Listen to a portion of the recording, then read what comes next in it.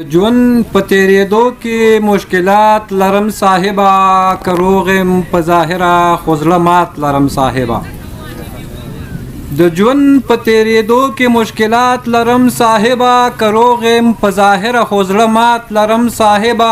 منمه چې بېوسه او غریب به درته ښکارم، پښتون یمه حجره لرم جومات لرم صاحبه.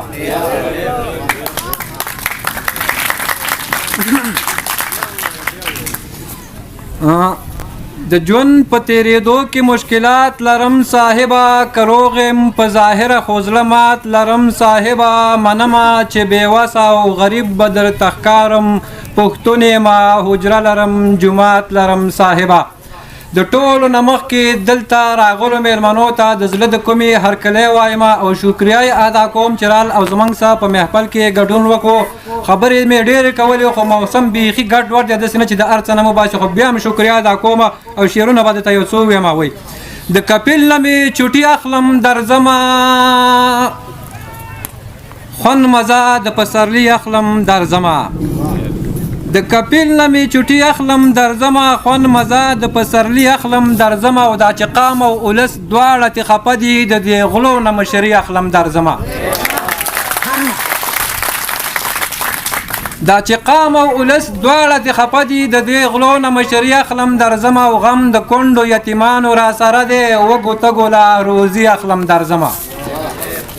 اشنا صاحب د غزل شعر دی چې د ژوند مې تیر شو په شبګیر خبره کومه، نه ملا شومه نه پیر خبره کومه.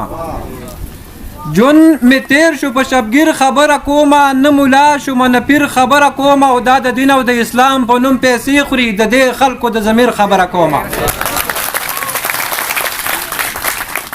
دا د دین او د اسلام په نوم پیسې خوري، د دې خلکو د ضمیر خبره کومه. او جنازې مې په دې خپل اوږو وړي، د حالاتو د تصویر خبره کومه.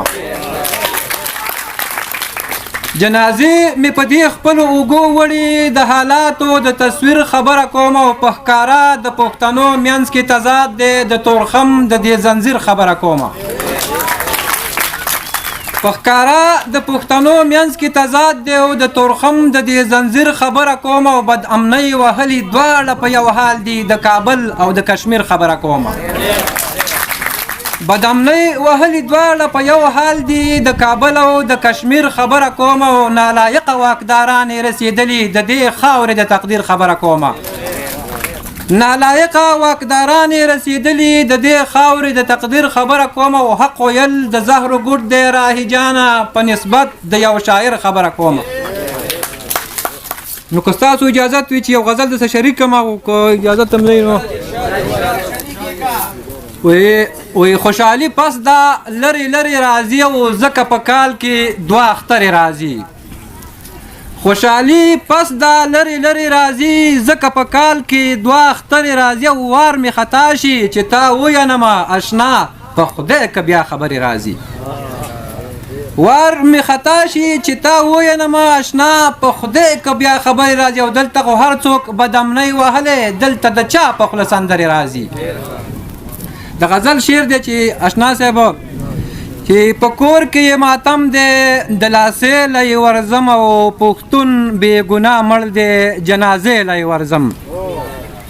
په کور کې یې ماتم دی، د لاسې له یې ورځم. او پښتون بې ګناه مړ دی، جنازې له یې ورځم. او زړګیا چې زمونږ په غم څوک او څوک خفه دي، د خلکو خبر اخلم اندازې له یې ورځم.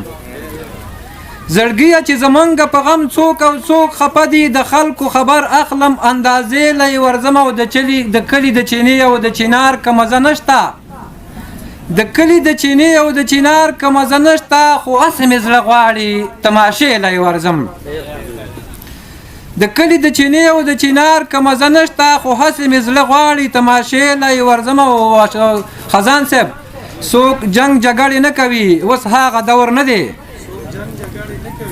څوک جنگ جګړې نه کوي، اوس هغه دور نه دی. ساده دي پښتانه دي، مشورې له یې ورځم. څوک جنگ جګړې نه کوي، اوس هغه دور نه دی. ساده دي پښتانه دي، مشورې له یې ورځم. او د مور او پلار قبرونه مې په بر کلي کې جوړ دي. د مور او پلار قبرونه مې په بر کلي کې جوړ دي چې کلي ته څنګه راشم ادیرې له یې ورځم او راهي که چېرته کړې واده ماته کړه رانلې خزان صاحب راهي که چېرته کړې واده ماته کړه رانلې لانجه پسې کاله ته وړم کوڅې له یې ورځم ډېره مننه د ټولو یو جهان مننه